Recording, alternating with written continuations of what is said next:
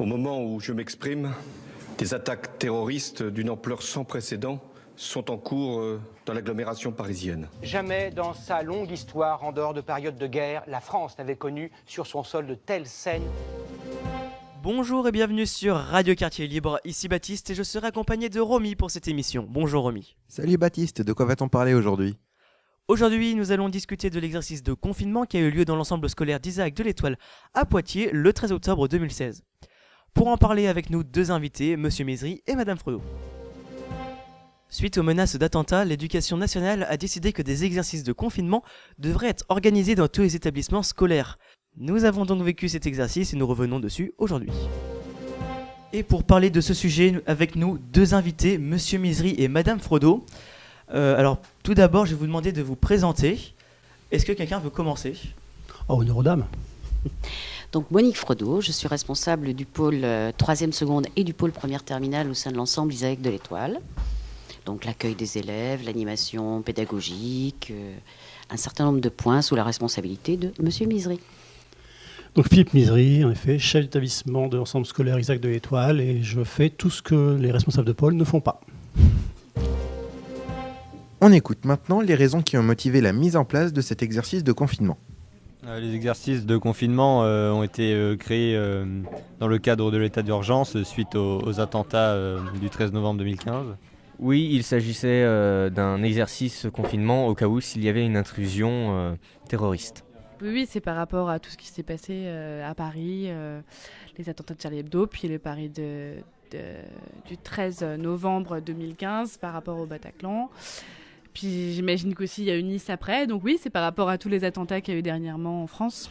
Alors, il faut s'y préparer parce que c'est un risque dans tout lieu qui rassemble un certain nombre de personnes. Et c'est d'autant plus important de faire ce travail dans un établissement scolaire avec un public jeune qui soit vraiment sensibilisé à ce problème et auquel on peut être confronté. Je pense je dis pas que ça sert à rien, mais s'il y a un attentat, ça serait pas très utile, on va dire, je pense.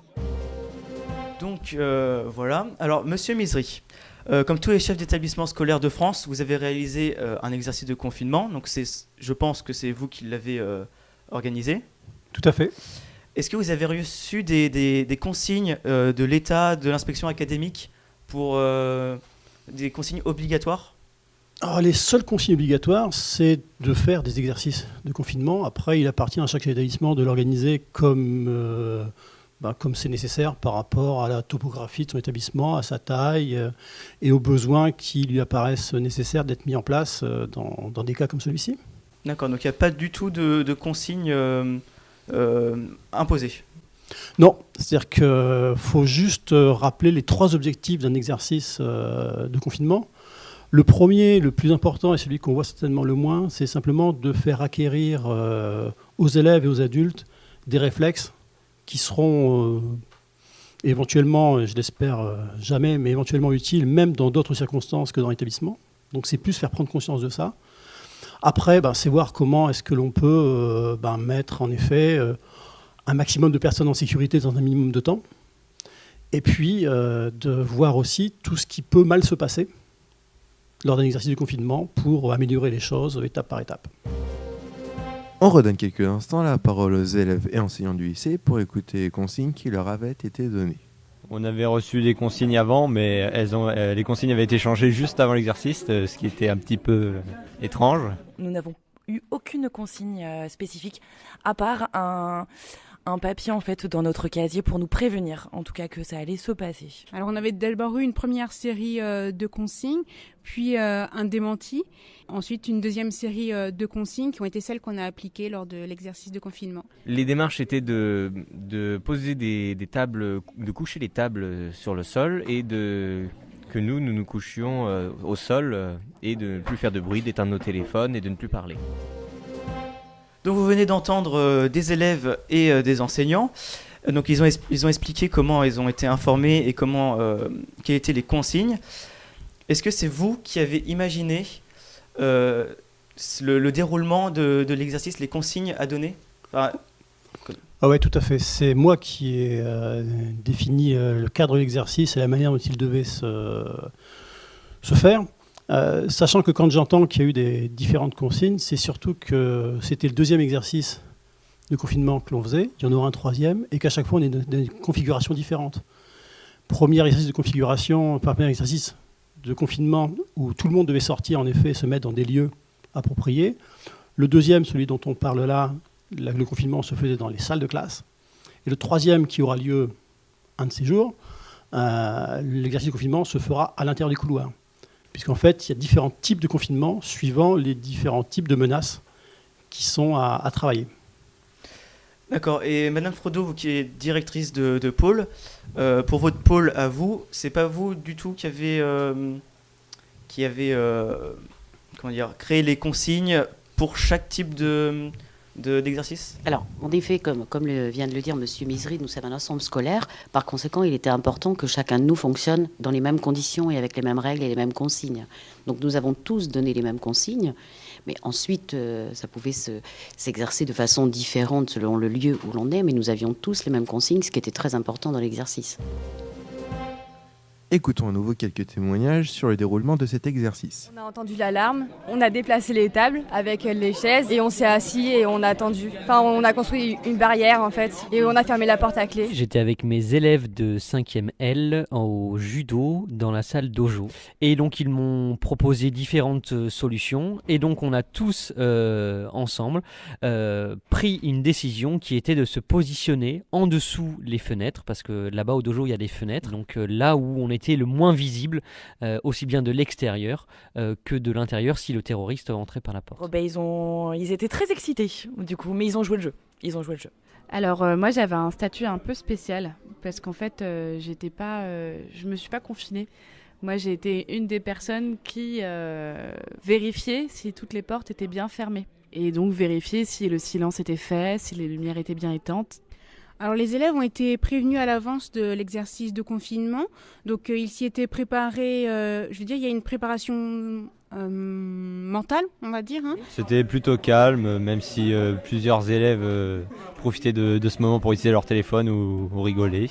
Tous les élèves ont joué le jeu, cependant certains élèves ont essayé de faire un peu les marioles en essayant de se faire un peu remarquer, mais sans plus. Donc vous venez d'entendre des témoignages très différents de personnels ou d'élèves. Est-ce que vous pensez avec le recul, Madame Frodot, que cet exercice a été efficace ou non ? Moi, je pense qu'il a été efficace. C'est très important de le faire. Comme le disait tout à l'heure Philippe Misery, il est important aussi de sensibiliser tout le monde à ce problème-là, parce qu'on peut le vivre au sein de l'établissement scolaire, mais malheureusement ailleurs. Donc avoir de bons réflexes, c'est une bonne chose.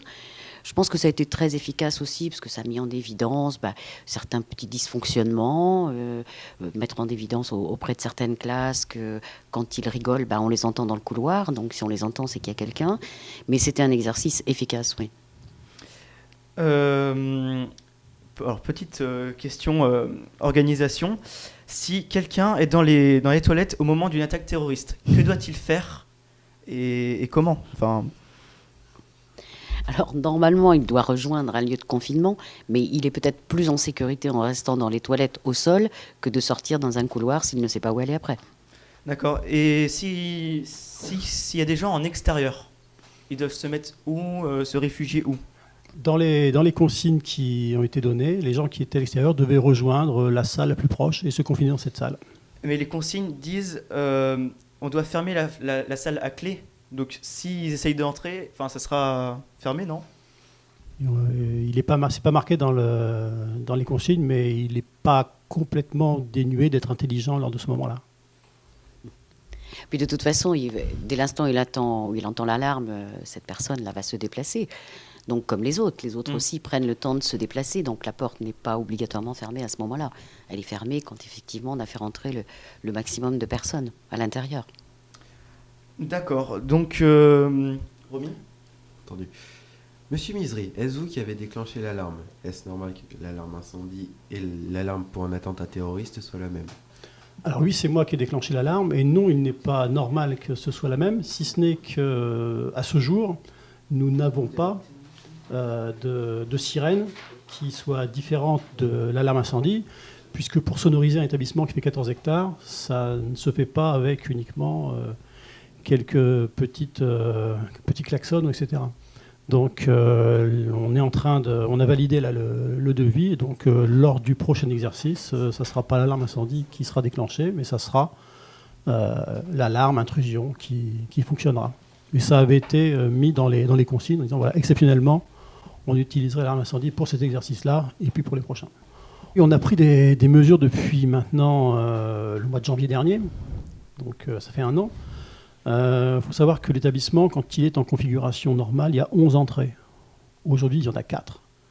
Ces 4 entrées, elles sont, je dirais, plus ou moins surveillées parce qu'il n'est pas non plus dans ma volonté, dans notre volonté, de faire de l'ensemble scolaire Isaac de l'Étoile un centre de rétention ouvert, voire un centre de rétention fermé. Il ne faut pas oublier qu'on est de part et d'autre de la route, que les élèves doivent pouvoir circuler librement de ces deux côtés, puisque voilà, on est une configuration particulière. Et donc, nous avons décidé, et j'ai validé le fait qu'on est à l'entrée le matin, le midi, le soir, etc. On a fermé des portes, mais néanmoins, en effet, on peut encore circuler plus ou moins librement l'établissement, puis il y a éventuellement des choses qu'on ne voit pas. Prêtons à nouveau attention aux propos des élèves. Il faut changer la sirène. Déjà, d'une première chose, ça ne peut pas être la sirène incendie parce que sinon tout le monde va sortir alors qu'il ne faut pas. Peut-être changer la sonnerie parce que c'est la même que celle lorsqu'il y a le feu. Oui, déjà pour le son de l'alarme, parce que nous au début on ne l'a pas entendu. Elle était vraiment pas forte et c'est que après 3 minutes environ qu'on l'a vraiment entendu fort. Et puis après il y a d'autres points négatifs qui sont bien la sonnerie qui est identique avec celle bien d'un incendie. Donc c'est-à-dire que le jour où il y a un incendie ou le jour où il y a une attaque terroriste, l'incendie on sort dehors alors que l'attaque terroriste on reste à l'intérieur. C'est quand même ambigu. Je peux confirmer le fait en effet que c'était exceptionnel, c'est ce que au niveau de la sonnerie, c'est ce que je viens de dire. Après, il y a un autre élément sur lequel il va falloir que l'on soit vigilant, c'est qu'il y a 3 types d'exercices de confinement. Comme j'ai expliqué tout à l'heure, il y a le confinement où on va faire sortir les gens des bâtiments pour les mettre dans un seul lieu. Il y a le confinement en salle de classe et il y a le confinement au milieu des couloirs. Et en fait, suivant, ça c'est quelque chose... C'est un apprentissage qu'on aura. Suivant le bruit que fera la sonnerie, il faudra qu'on soit en capacité de savoir si on sort, etc. Alors ça ne va pas se faire d'un seul coup, hein, mais c'est pour ça qu'il y a des exercices. C'est pour que ces apprentissages-là soient connus et que les réflexes viennent étape par étape.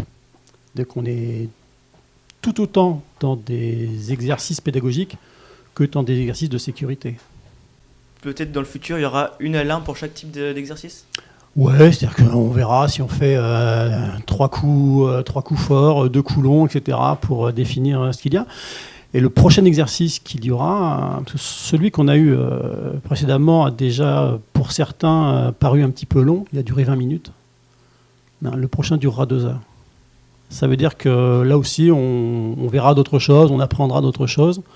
Je peux vous dire, moi j'étais à l'extérieur lors de l'exercice précédent. Et de voir l'établissement fermé, éteint, avec les rideaux tirés, etc., ça fait un petit choc et j'espère ne jamais vivre ce moment-là.